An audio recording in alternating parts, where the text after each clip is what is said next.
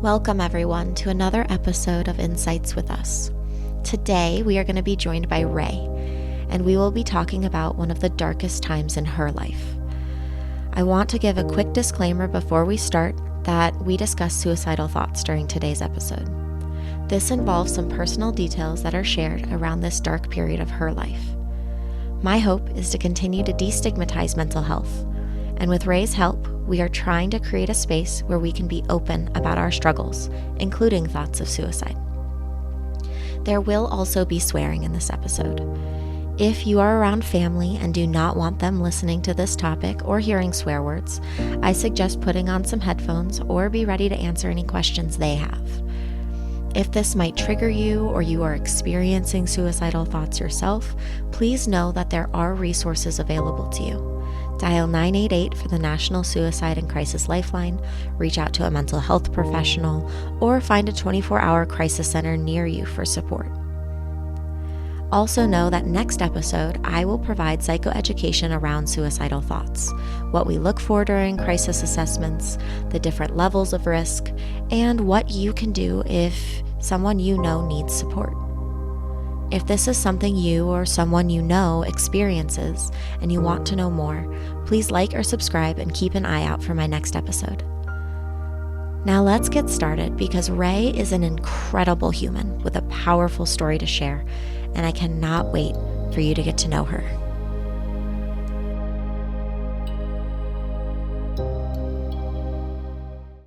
Well, hello there, Ray. What's up? Oh, not much. Just looking forward to fall. I am so ready for fall and sweaters and Juliet not being really hot. I mean, there's a lot of haters on winter up here in the Midwest. And a lot of people, they don't like winter, but I like it. I like being warm. I like being cozy. I like the sun not trying to melt me. It's great. There are a lot of benefits to winter if you're willing to enjoy them. For sure. I also don't have a driveway to shovel, so that greatly adds to it. Okay, so when it snows here where I live, it takes about 2 hours to shovel my driveway because it's so long. Yeah. That would change my answer. That would change my answer. I will literally I guess I'm not going anywhere today. Like it's a good thing I have food. Sometimes a gift in itself, though. Yeah. Is winter your favorite season? No, I mean I'm very stereotypical in the way that I love fall, but I've been really dealing with this lately where I think that I'm just at the end of a season, I'm really ready for the next one. Um, Yes. just in general, like change is really hard for me, but for some reason, change of the seasons is always really welcomed. And Mm. I like at the end of summer, I'm like, I'm sick of this. I just want to wear jeans and I don't want to sweat anymore. And then by the end of winter, obviously, I'm like, let's go, new season. But yeah, fall and spring are just excuses to clean. Yes, I love that. I feel the same way. It's one of my favorite things about Colorado is that the Mhm. summer lasts just long enough that I'm looking forward to the winter, and then the winter lasts just long enough that I'm looking forward to the summer. Yeah. Also, it'd be so boring if it never changed. Yeah, that was my life growing up. I never had seasons until I moved here. Oh gosh, about And such a 11 years shock. ago. Yeah, I love it. Yeah, that would be quite Um, so the goal of this podcast, which I have very briefly talked to you about, is just talking about the human experience, what that means for mental health, for life, for journeys, just being human. And sometimes being human means being a little bit uncomfortable or going through change. So, hey, segue there. Um, it.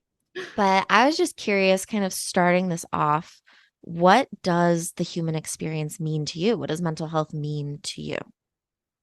I know I went a little out of order of what I sent you there, but I wanted to start there. No, you're good. I think just like feeling as much as possible, the highs, the lows, everything. There was like a large period of my life where I didn't feel much at all in general. Mm.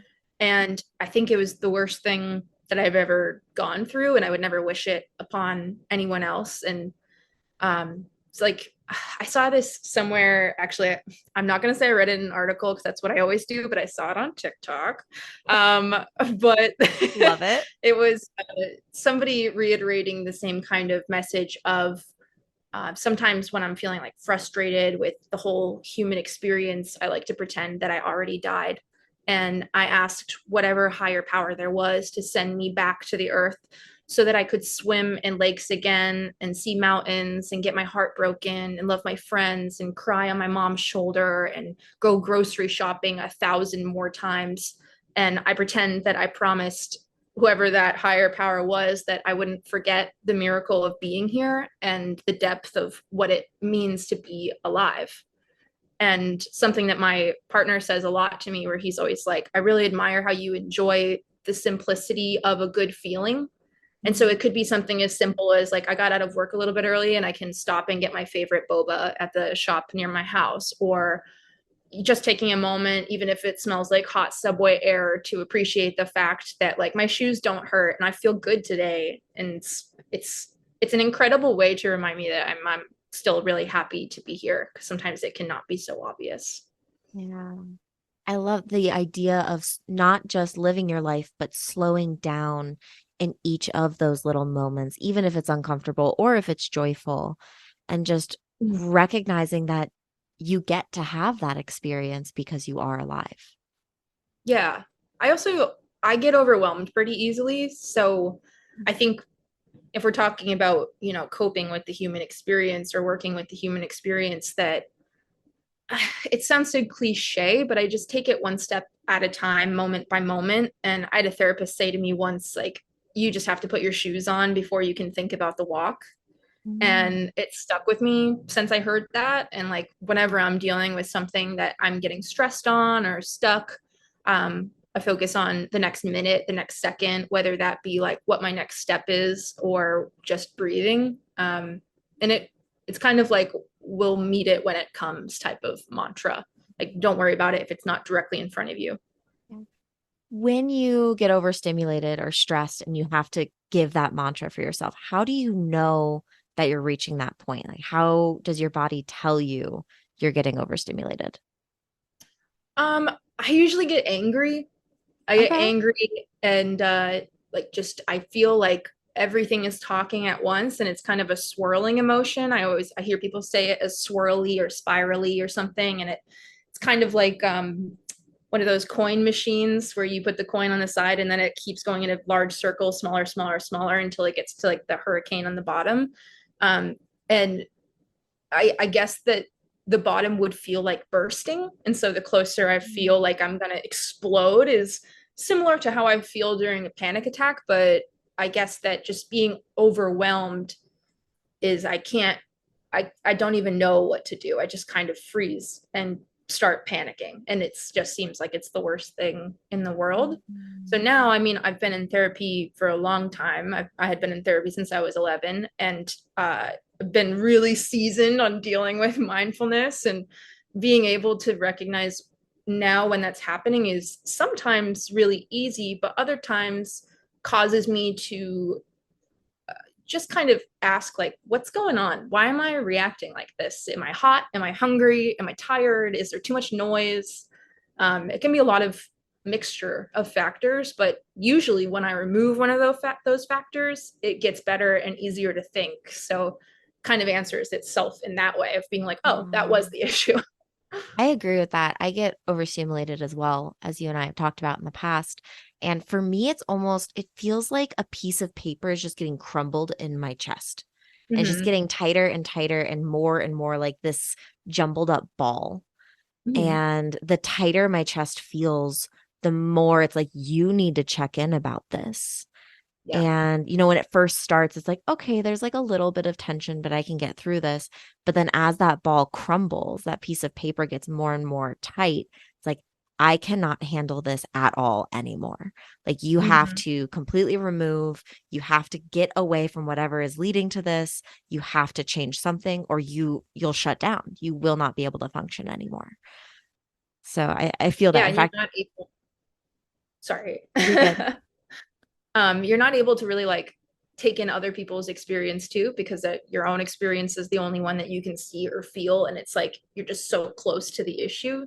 So there's a lot of times when I find that I'm being really snippy or rude to my partner, my best friend, or someone who's next to me, just because I can't even step outside of myself to realize how I might be affecting them. So it's saved my relationship and with my partner, but also with everyone in my life, to be able to be like, I'm really overstimulated right now. I don't know why. I need to step away. Like, we need to take a second and I need to reground myself. And usually people are really understanding of that, as long as you voice it and they don't think that it's them.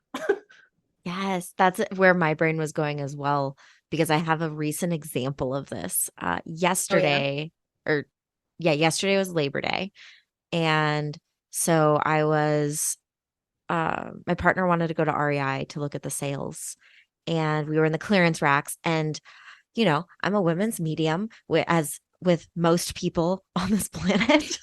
And so the women's medium clearance section had like 20 people in it. And it wasn't that big of a section. And so it just like there was zero space for me, and there was nowhere else for me to go in that area. And my partner was just having a blast in his own head. And he was like going up and down the racks like 8 different times. He literally spent an hour in the clearance section. God. And I was like, I literally have nowhere to go. I have nothing to look at. Like, there's too many people. There's too much noise. I am tired from the road trip we just got off of. Like, I want to not be here anymore. But he was so in his own head. And I caught myself being like, how dare he go back again? Mm-hmm. How dare he do another lap just to see if there's something more that he wants? Like, no, Yeah. I'm overstimulated. I need to back away. I need to just go sit in a corner by myself until he is done, because this has nothing to do with him and everything to do with my nervous system right now. Exactly. I deal with the same thing of feeling like afraid of being in the way. I always think Yeah. that it comes from the universal womanly experience, or not even if you identify as something else other than a woman, of just being in the way and by Yeah. being there. And like, I'm taking up too much space and I don't know how to get out of your way. I'm always like that at concerts too. I have a really hard time just existing in a space where other Yeah. people need to get around me. Are there situations in your life where you notice that you can take up space, where you are comfortable and it just feels natural to be as you are?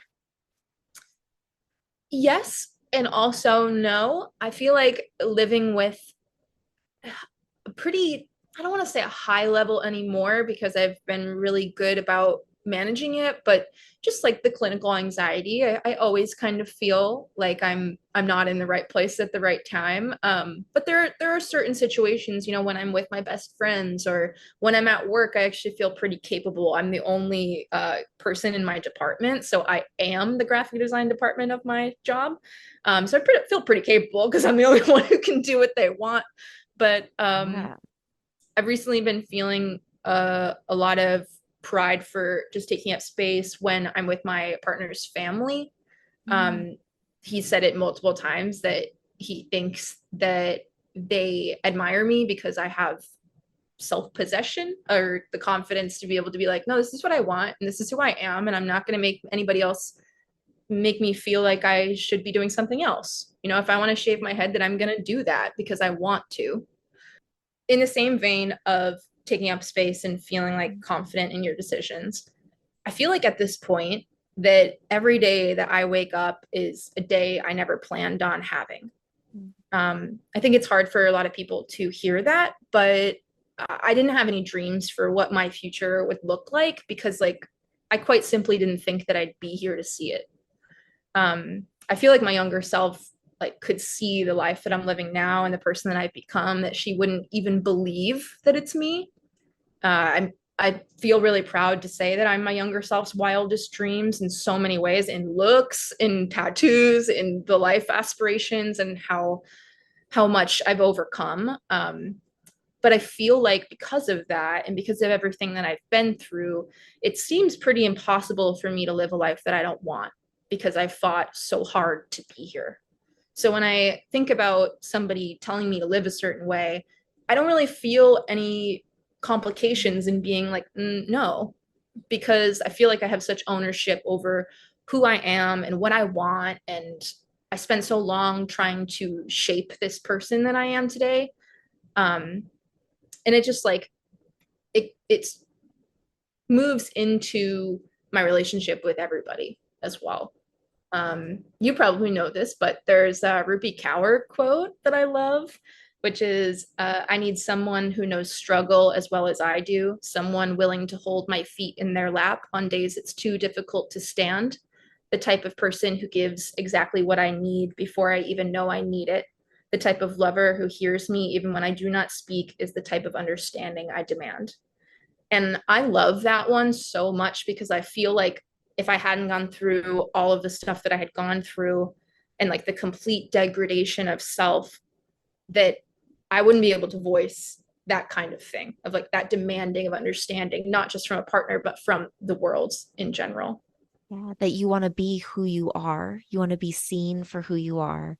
And you want the people in your life not only to see you, but to love you as you are, no exceptions.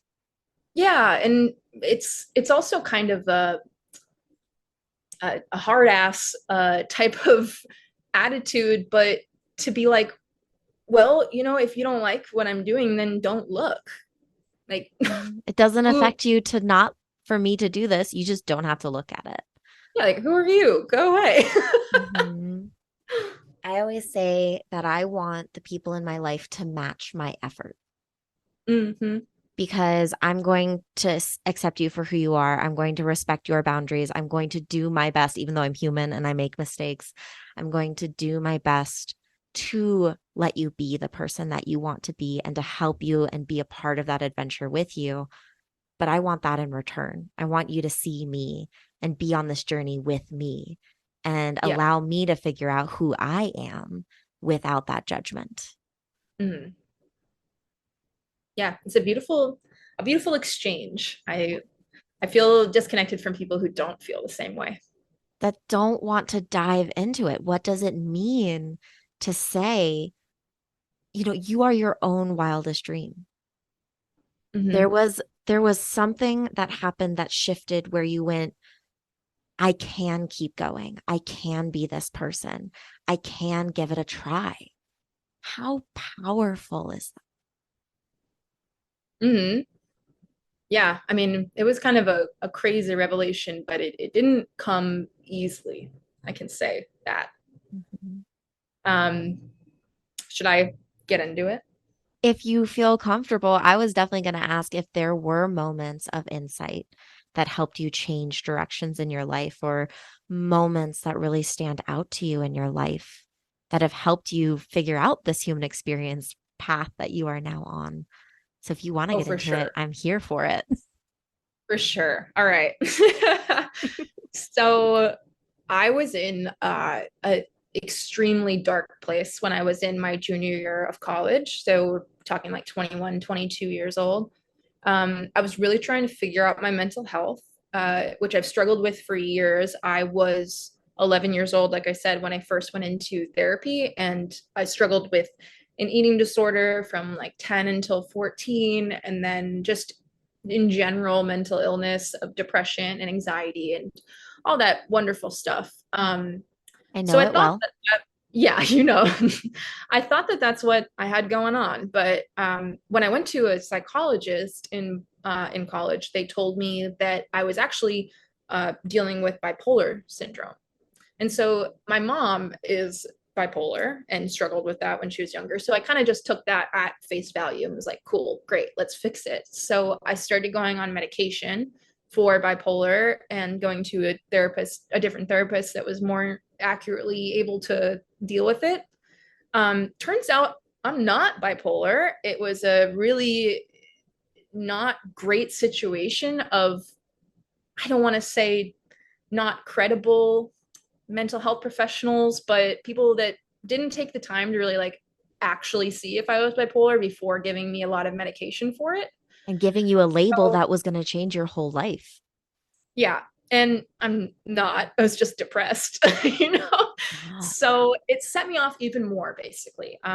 Also, at this time, I was going to school full time. I was also working part time, two jobs to support myself and trying to maintain a social life. So I was just barely eating or sleeping. I was so stressed out because of school. I mean, people like to say that art school is easy or that it's it's art school, whatever. We're all just naked and smoking pot all the time, which sometimes was true. But most of the time it was actually incredibly stressful and there's a lot of work that goes into it that you have to put your heart and soul into, and it's hard to do that when you're stretched so thin. So basically with the medication and then all of that happening, sleeping like 3 to 4 hours a night at most, I was just a zombie. It was like I went into pure autopilot, just survival mode. I couldn't feel anything, Because you just just nothing. needed to get through and being numb was easier.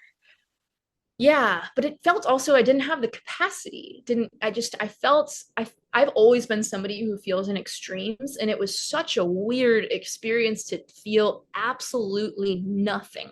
Like you could have told me that I won the lottery or my house burnt down and I would have barely reacted probably. I just it was the worst thing Wow. I've ever experienced. And I wouldn't wish it on anybody. Uh, I don't know if you've ever seen The Haunting of Hill House, but there's a monologue where she talks about depression and she kind of pontificates and says, like, I'm just floating in this ocean of nothing. And I wonder if this is it, if this is what death is. It's just out there, darkness and numbness and alone. And after a few months, I think more than a few, I think it was 6 months, I couldn't take it anymore. And I never fully decided that, like, I'm going to kill myself, but I knew I wanted it to end and I didn't really care about how that happened. You just wanted all of this to be over. I didn't even, it was so strange because it's like I just wanted to go to sleep and wake up and to feel something again. It's just like the Yeah. weirdest, worst feeling ever. So I had a plan that I was going to do it via pills, like most. I was actually reading a book about this the other day about teen suicides, and a lot of women do pills because it seems like the more gentler option. And I think Mhm. that was probably the reason why I wanted to do that as well, because it was like, I'll just fall asleep forever and that'll be good. When I Yeah. wake up somewhere else, then maybe I'll feel something again. Um, so I was going to do it before a concert that I was going to go to with my friend, because I lived with a few other people in Boston in a bedroom. I think it was four other people lived in that apartment, but we were all kind of doing our own things. And I knew that if I died in my bedroom and I didn't have any plans, that it would be a few days until somebody noticed that I was absent and found me.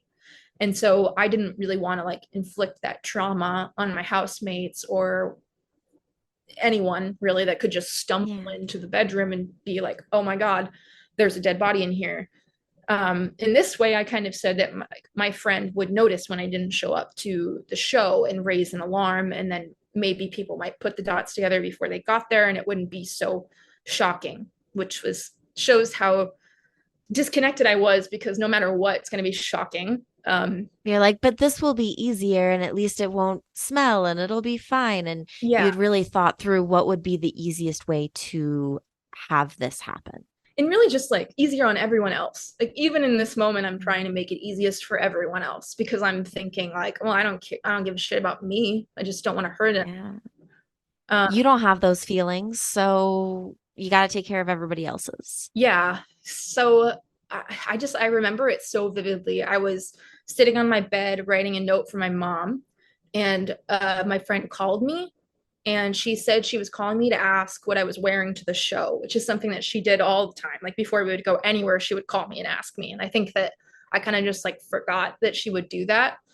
Um, and so when I told her what I was wearing in the moment, just to kind of get out of the conversation, she said that she was really excited to see me and that she missed seeing me and that it was going to be a really fun night that like we hadn't had in a long time. And so I agreed and I told her that I'd see her later. And I don't know why that did it, but after I hung up, I felt something for the first time in a long time, which was fear. Like this wave of terror like washed over me, like, oh my God, what was I about to do? So I got up and I flushed the pills and then I went to the show.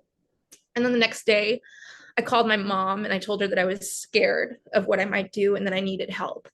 And that was the start of healing. You got this spark of connection, which sparked that emotion. Yeah, just knowing that like maybe I've thought about it a lot, and maybe it was because I thought that I would be hurting her more because she was really looking forward to being around me, and that it was kind of like, oh, like a little bit of a wake up call or something like that. But eventually, actually, that friend and I that same year drifted apart for reasons that were unknown to me, honestly.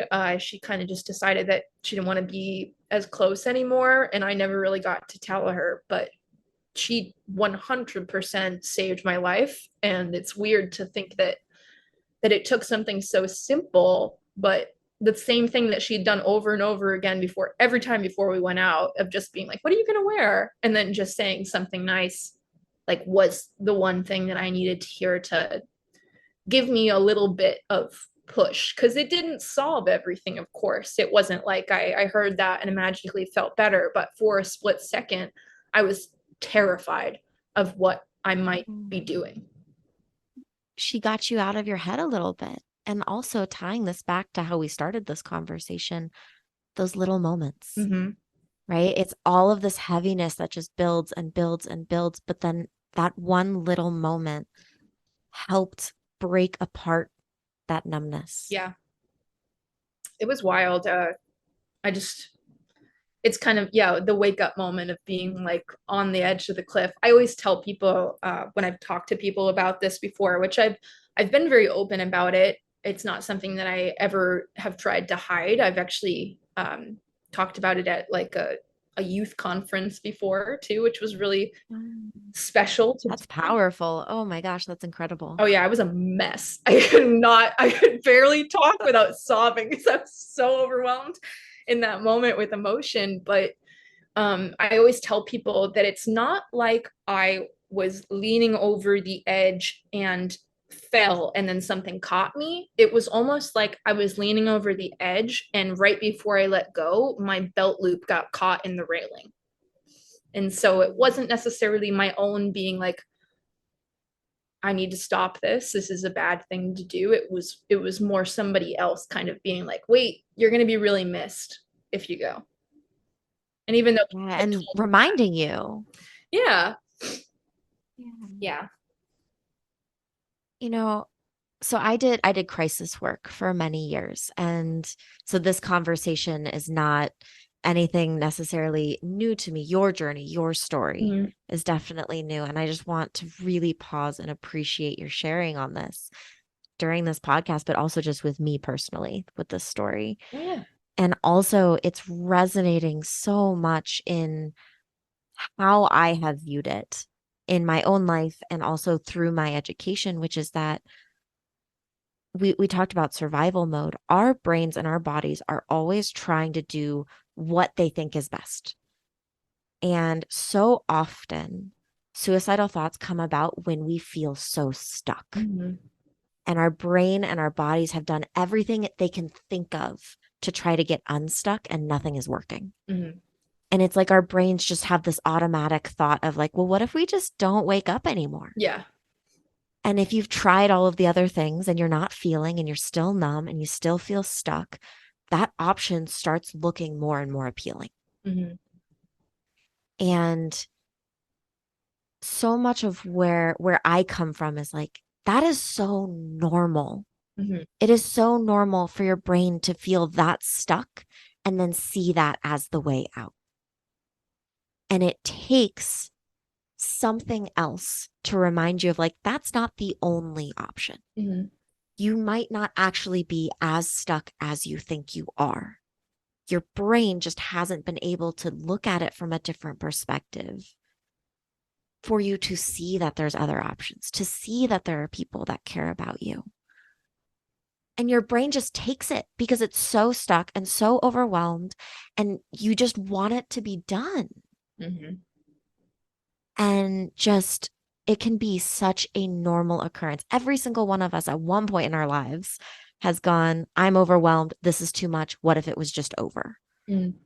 even if they weren't naturally thinking suicide or actively planning a suicide, when we get overwhelmed, our brains go there. Yeah. I am so grateful that you are still here today. Me too. Honestly, I would have missed Yeah. so much. Like, oh my God, I would have missed so much. And I think that Yeah. that is one of the main reasons why there is that like appreciation of little moments, appreciation of warm breezes or like my favorite smells or something like that. It's just like, oh man, I was so close to never having those again, which is, and it's like, oh, if I could go back, I would just like if I could go back and I could see my younger self, like actually see her, I would be crying like I am now. Yeah. I would just want to I'm like, tearing up too a little bit. I would just want to hold her hand and be like, it's gonna get so much better. Like so much better. Like, you know, so many people say, like, oh, it gets better, but holy shit, girl, you wait. Like, it's gonna be insane. Like the people that I've met, the person that I've become because of them, it's incredible how much has happened since then. And I know that nothing I could have said would really change that what happened.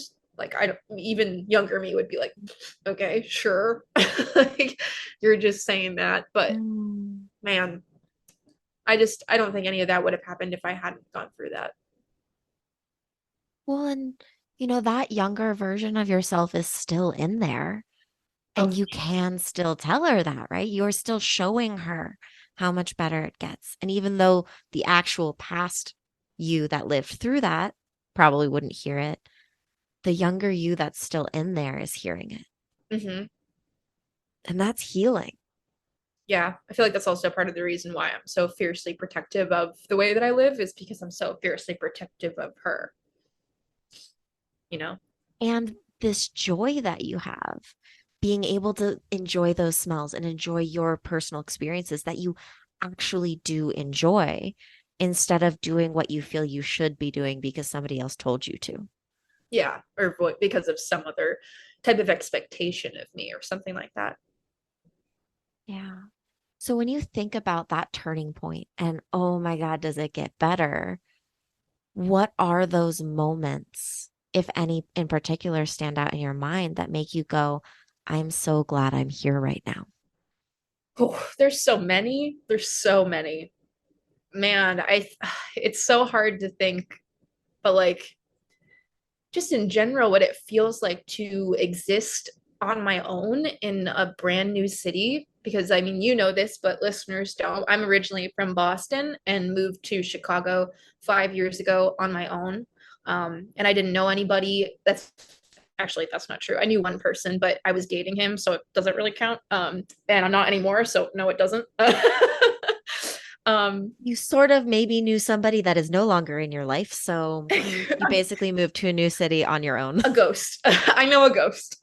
I was so grateful for the opportunity to move to Chicago because it felt like starting over. I have so many hard memories in Boston and so many difficult feelings that I feel when I go back there still. And I've had people ask me, do you think that you'll ever move back to Boston? And I simply, I can't. I can't. It holds too much darkness. Every time I drive through, I get filled with this feeling of dread. Like, don't make me go back there. And not because of Boston itself, it's a great city, but just because of what I went through. Um, and just like how hard life was when I was there, financially hard, mentally hard, relationships were hard, everything was difficult. And moving to Chicago, I mean, what a turn. Like there are New so place, many, new mindset, yeah, new Ray. there are so many moments that I walk around Chicago even now, and I'm just like, holy shit, I live here. Like this is my life. I'm alone. Like I live alone at the moment, not for long, but I live alone and I have for the last 5 years, and it's such a source of pride that I was able to do that. I'm also the first person in my family to go to college, so that was a huge point of pride too, of being able to be like, hell yeah, like even though Haverhill, Massachusetts is not like a small town to get out of. It was very much like I got out and I'm doing this thing on my own. Like I did it. And so I think those are the moments lately in which I feel the most grateful to still be alive, paired with the moments that I share with my partner, because I really truly feel like that's the person that I was waiting for the whole time. There's I talk about this a lot with my friend Sadie, this idea of whatever you are seeking, that's kind of what you end up finding, right? And so if you're looking for a relationship where everybody's going out all the time, you're having just tons of adventures, you're probably going to find somebody that's going to give you adventure. Versus if you're finding somebody that you can have those deep and meaningful conversations with, or you can be vulnerable with, like you might find that person. And so saying, this is the person I think I'm meant to be with, what does that relationship give you? How do the two of you fit together in that way that he is letting you be your true self? Yeah. Well, I think it's important to note that I was single for 3 years before I met him, because I was with somebody almost a year into living in Chicago, and then we broke up, and I was really devastated by it. And I decided, like, I'm going to take the next year to just be alone and figure out who I am in this new city and date. Like, I haven't done that as an adult woman before, and so that would be fun. And so I took a year and some change, and then I decided to get out in the dating world, and it was February of 2020. Oh, that's perfect timing. Yeah, so that didn't really work out that well. I did do some COVID dating a little bit, like masked dates in the park, that kind of thing. But it's not the same. It's not the same. And the people I met were not the best. So I went on like 3 or 4 dates, and then I decided, like, I'm just gonna ride out this pandemic alone. How much longer can it be? Also, jokes on me. But 3 years later, I felt like I was ready for it finally, because it was like I had spent not only time alone, but pandemic time alone, which was a whole different ball game of, like, I only saw my best friend every other day. That was the only human interaction I had. So it was. What was it like being by yourself that whole time? Because I had to live with 4 to 5 other people through the pandemic. So I was never alone. So what was it like for you to truly just be with yourself? I mean, actually, not a lot of the time. I'd say like 25% of the time it was really lonely and really hard. But like I said, I did have my best friend, and she lived right next door to me. So we did have a cute little isolation pod going on. So I wasn't terribly alone all the time. But it was healing. I liked it. I don't like saying that I liked being in the beginning of the pandemic, because it's a really not fortunate time for so many people. But there was so much inner work that was done. I did a lot of writing. I did a lot of talking with my mom and with my friends, and talking about what the world will be like when we get out of this, and just thinking about what I would want for, if somebody was here with me. I saw a lot of things about people coupling up during the pandemic, and I was like, who would be the kind of person that I would want to be in this space with me all the time? And I kind of thought that person didn't exist, because it seemed like I just want me, but in male form. Because actually, I shouldn't even say that. I'm only saying it because he identifies as a male, but I'm a bisexual. So, like, me in any form, honestly, I should say. You're saying it post meeting him, because he is the one that you found. Exactly.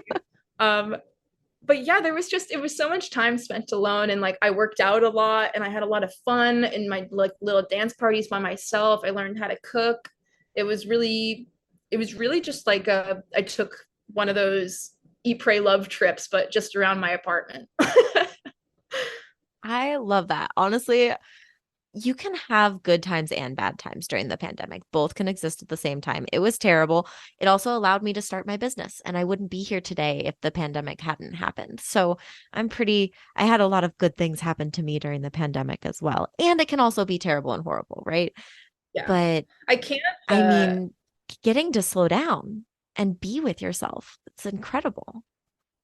Yeah. I can't discount too, though, that how life-saving my best friend was, because I have so many beautiful memories of us, like on Easter, both of us having we accidentally made double the amount of deviled eggs and ate like 24 eggs each, and watched Westworld together, and we discovered Euphoria together, and there were so many good moments of like sitting in the park and playing bananagrams for hours because we have nowhere to be, and just being able to be together. And I think that a huge part of me going into my relationship with my current partner is about how my best friend taught me how I deserve to be loved. And she is so important to me in so many ways. And I always say to my platonic life partner, and I would always be like, Freyna, I wish that I was attracted to you. I'd say that all the time. I wish that I was attracted to you so that you could just marry me and we could be together because we're perfect. But alas, it was not meant to be. You're meant to be queer platonic. That's okay. Exactly. But yeah, it was definitely through her and her alone that really allowed me to go into that new relationship being like, this is the kind of person that I need, is you need to be just like my best friend. Well, it sounds like the I mean, the lockdown almost created a forced intentionality Mm-hmm. because you would still be friends with your best friend, but that let's slow down, let's do this together, let's discover stuff together, let's play in the park together. You had to be very intentional with how you spent your time during the pandemic because it was so shut down. Mm-hmm. And so, do you think during that time, that intentionality moving forward to trying to find somebody, you could be more intentional as well? Yeah, I mean, it was also just like paying attention to the way that they perceived me or lifted me up. I was really not into when people would challenge me, like bantering via dating app. No, I kind of just I wanted, hate dating apps. I mean, I met my partner Ethan on Hinge, and I'm super grateful for that app now. I will be sponsored. Oh, for sure. Hinge, you want to sponsor me? I'll do it. But I, it was just how nice he was to me and how willing to not treat it like a game. It was like he seemed like he wanted the same thing, where I was it was interesting because he was coming at it from recently breaking up with somebody and being with somebody who he was, figured out not on the same page with, but still respected each other and loved each other in a different way. And he was kind of like, well, I need to find somebody who lights me up, somebody that I feel passionate about, that I feel like excited about, because this has run its course and now we're just comfortable. And I'm coming from the opposite aspect of, I have not been with anybody for a really long time, and I'm extremely sure of what I would like. And I just want somebody who's going to be willing to put me into their life and make me a priority, because in my past relationships, that was not a thing, where I was always kind of just like an afterthought. Like if you have a job out of the country, you'll move for that job before you even think about how I might feel about it. And for some people, that's totally fine. But for me, I was like, I'm looking for a life partner. I want somebody who will put me into the equation and think about me and treat me like I'm special, like my best friend does. Um, Well, and you're two separate people trying to build a life together. You're not going to agree on everything. mhm. You're not going to be the same people, even though you have a lot of similarities. But it's more if you can have that respect, if you can prioritize each other, if you put communication and the relationship over what your position is in whatever conflict it is, then you're going to be able to talk about it Mhm. and you're going to be able to be real with each other. And that connection is so strong. Yeah. And I also wanted somebody that was not gonna they wanted the same things out of life that I did, which I I no problem saying it, but I am child free, and I had gotten sterilized a year before I met Ethan. And so it was very important to me that somebody was on the same page as that as well, obviously. So that was like one of the first things that I ever mentioned to him, and the fact that he was cool with it and was very supportive and on board as well was like, all right, cool, here we go. I love that. It's my date too of nope, no kids. You want Yeah. kids, we should not be together. And Yep. oh, you and Ethan are just, I love the two of you together so much. I can just see in your photos in the limited time that we have spent together face to face. I'm so sad that our relationship is long distance, but it's okay. I accept it. Yeah. Um, We'll persevere. we'll get through this. But no, you two do, you have so much fun together Mhm. even when you're not really doing anything. I remember the last time we visited and you were meeting us and you were walking down the street and then you and Ethan just like had your own little moment where you're both just being so silly together and just like I remember you were like walking funny at each other and then you like embrace each other in this huge hug and I just remember sitting there just being flooded with love Mhm. and happiness of like I am so glad that these two people have met each other. I get such a kick out of him. I agree. So I want to tie this to a question I have for you because Yeah. this question isn't just career, but it's life, it's relationships, it's everything. And I feel like, oh, it's tied to everything we've been talking about, which is do you feel like you are following your dreams right now? Oh yeah, I really do. Like I said, the whole thing about not really expecting to be here still. So I feel like I didn't really have a lot of dreams for a while, other than the typical kid stuff of being like, I want to be a marine biologist, which everybody says, but nobody realizes how much math goes into that. Or like, I want to be an artist or something like that. I think that the main thing I remember when I was going through the thick of it that somebody said like what do you want out of your life, and it was really simple. I was like, I just want to be happy, I just want to be content, Mm, I don't want to have to fight. Like my whole life has just been fighting to stay alive, to be happy, to get through. And this is the first time in my life that I've ever felt like I've been able to really just reap the benefits of all the work that I've put in. um so yeah, I mean, right now I'm kind of living beyond my wildest dreams.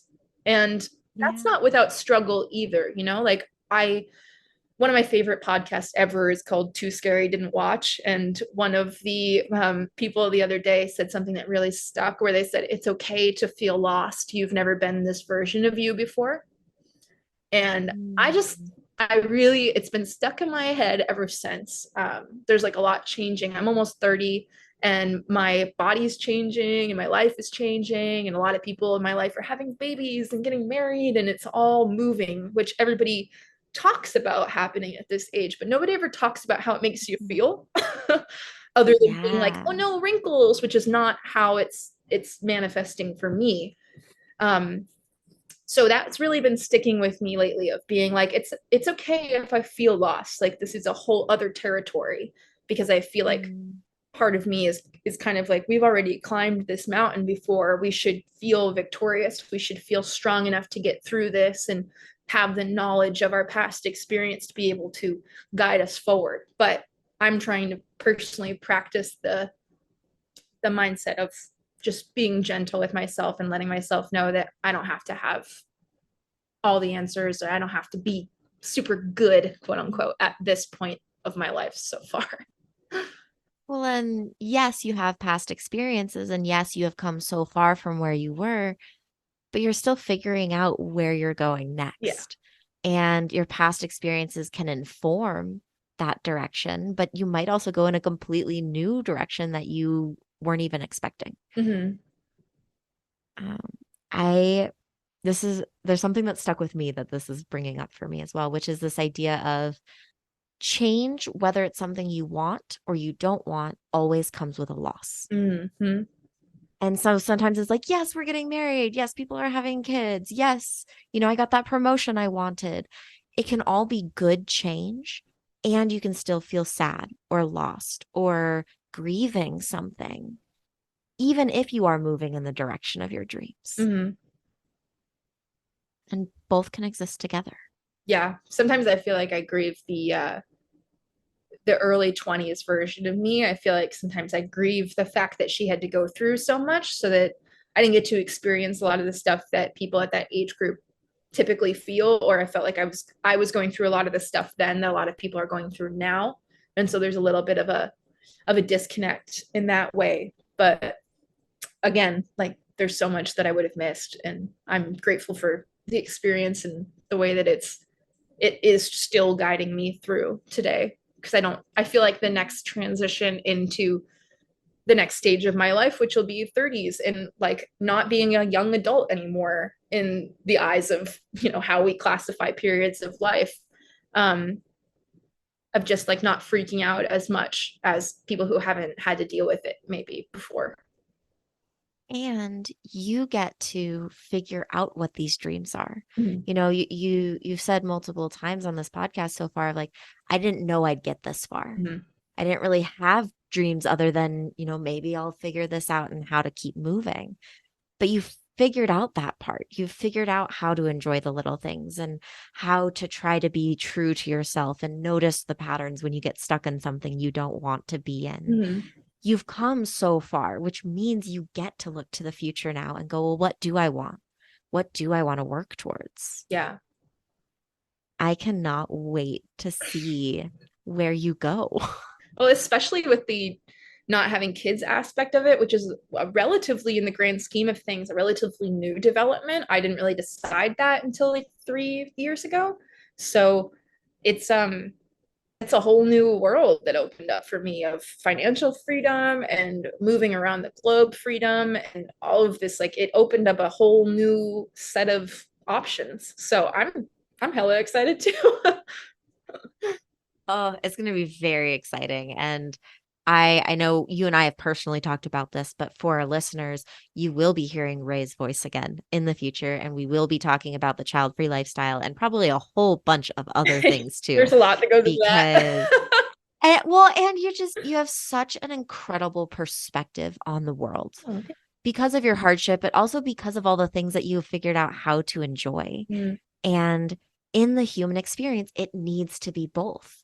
We can't just focus on the things that bring us joy, on the turning points. We also need to let the difficult parts exist and sit in them and sink into them to be able to understand how they influence us.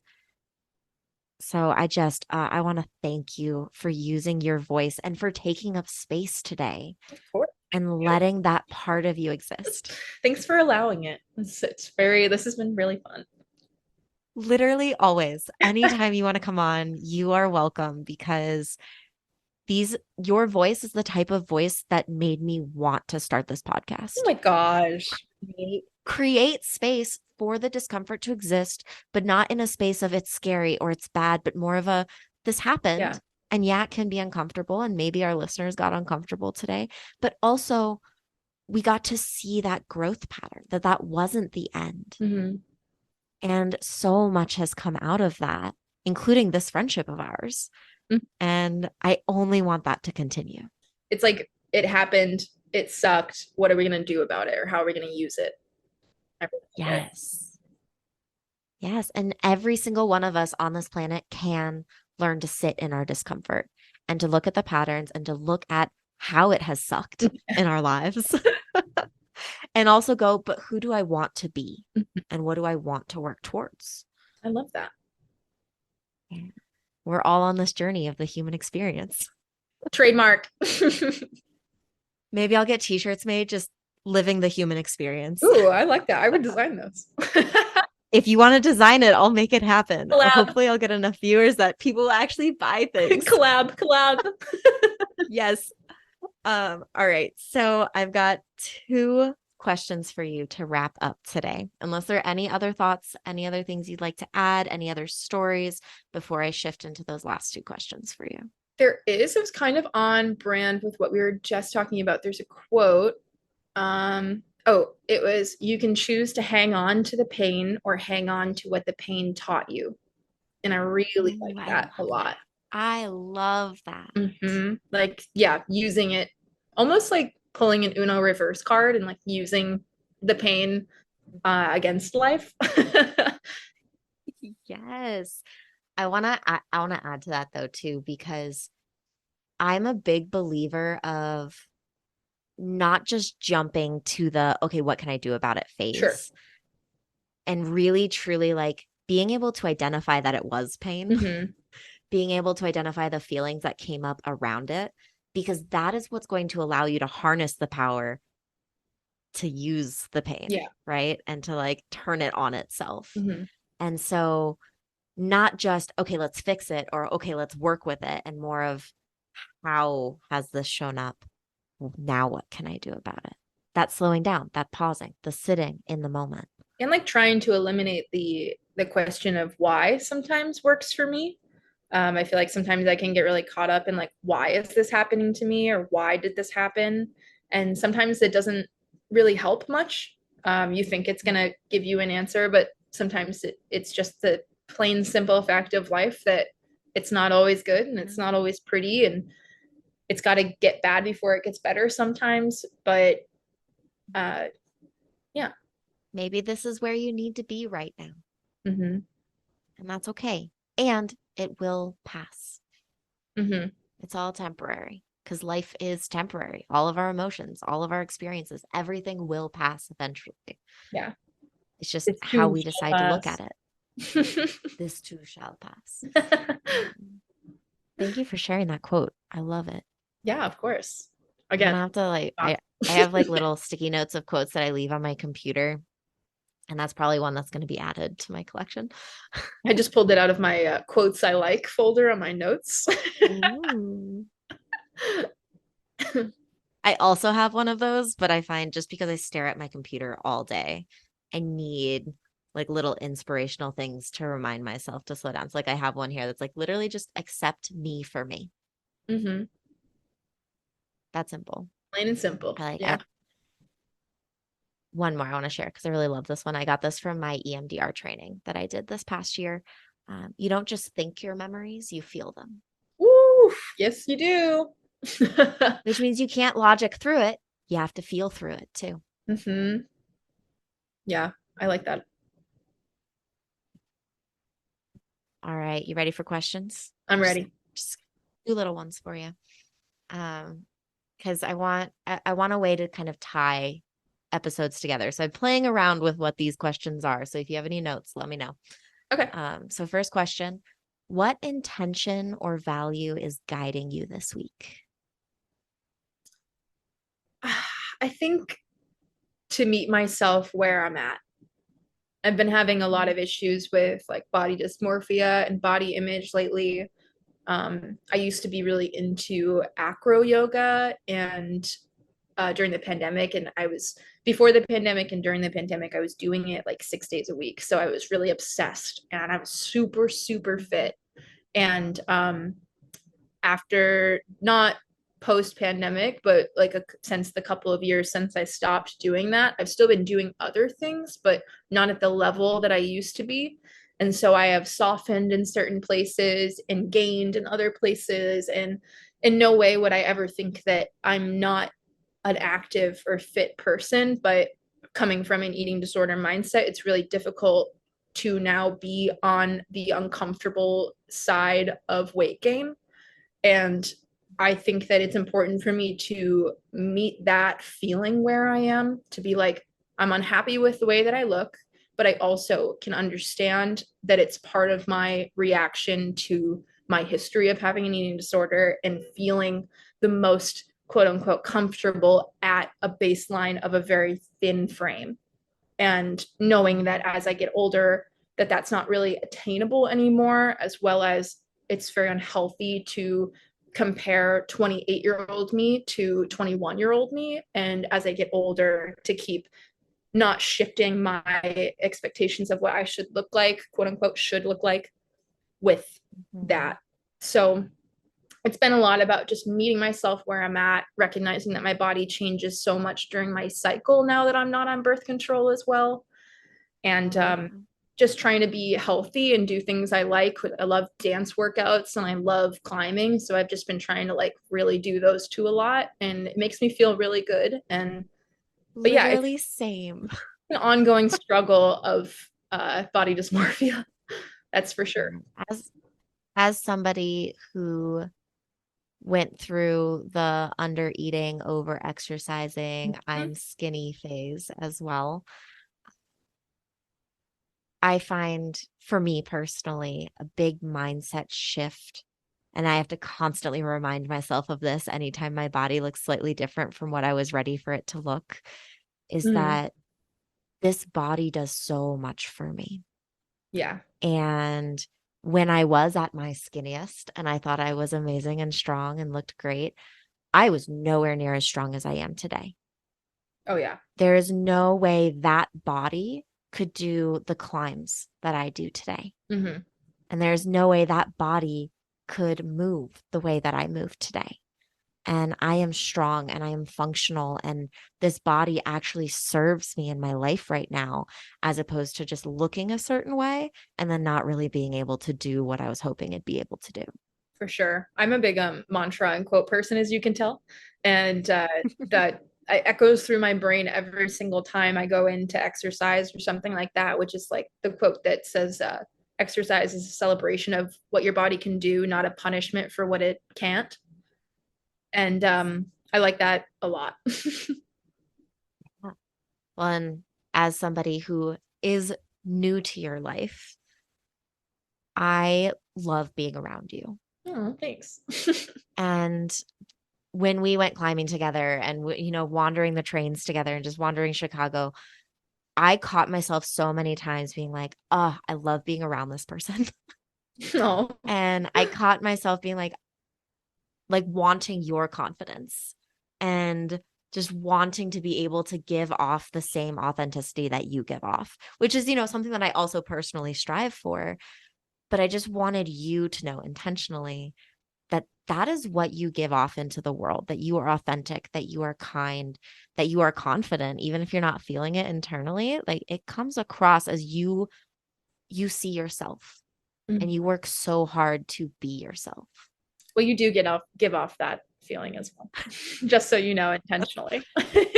That's I just smacked the mic. It's fine. That's why we're friends. Yeah, it's a love fest. The love fest. Okay, last question for you. If there was one piece of knowledge, one mantra, one idea that came up today that you would want our listeners to walk away with, what would you want them to remember? I've actually been thinking about this a lot, and uh, I've mentioned it literally 3 times now, but TikTok told me this. I spend a lot of time on TikTok, can you tell? It's how our world connects right now. It's totally acceptable. I actually really love the sides of TikTok that I'm on. I've kind of carefully curated it to where I get a couple of intruder ones that aren't so great, but a lot of it is really great poetry and mantras and like funny animal videos and cute families and stuff like that. It's pretty pure.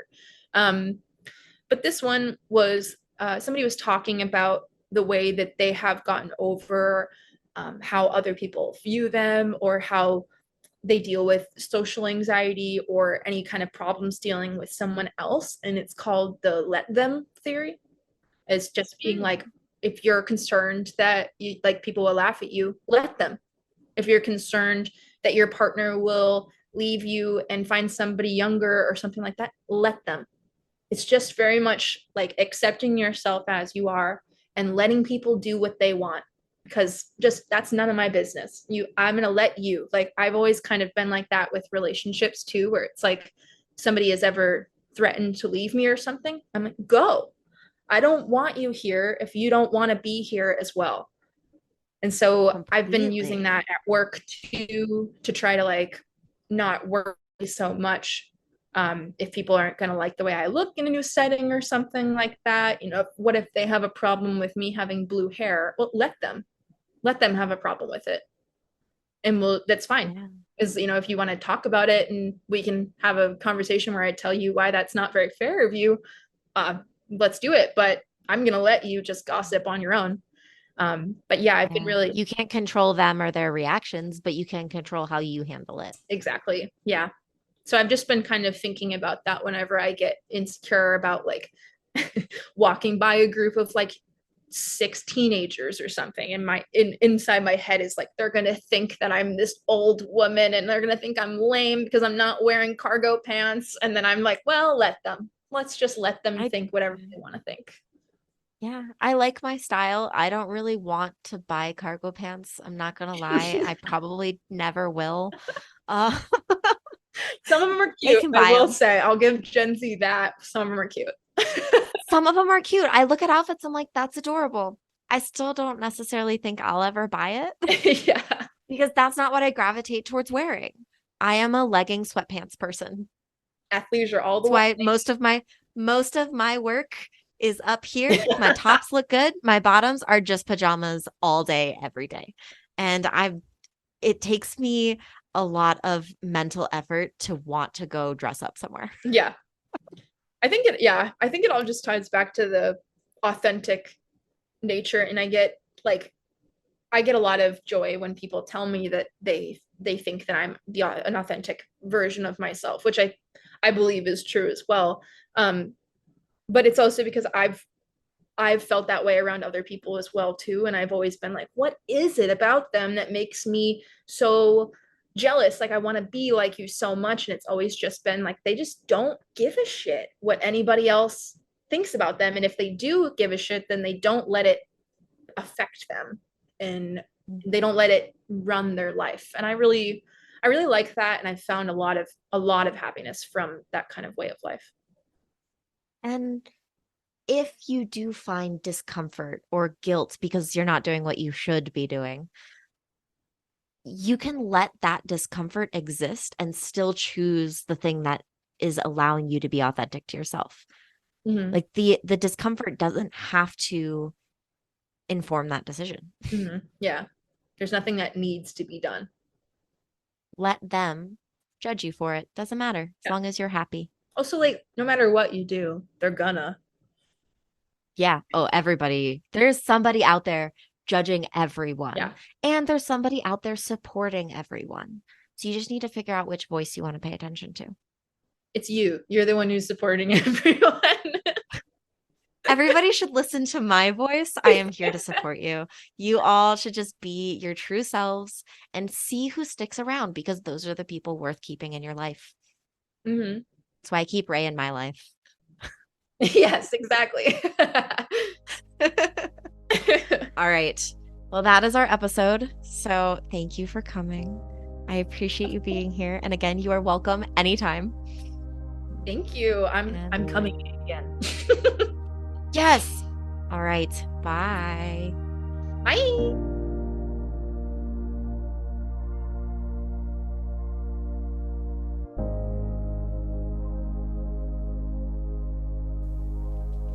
Thank you, Ray, for joining us today and helping us build insight around what it means to struggle, how to move through that struggle, and how to be authentic in this world we live in. I love talking with Ray and hearing all about her human experience, and hopefully you enjoyed it too and something stuck with you. If you have any questions for this podcast or any themes you'd like us to focus on in the future, send us a message on Instagram at insightswithuspodcast or send us an email at insightswithus@gmail.com. If you enjoyed this podcast and want to hear more, please follow, like, or subscribe. I appreciate you and I appreciate that you are listening. Thank you for creating insight with us.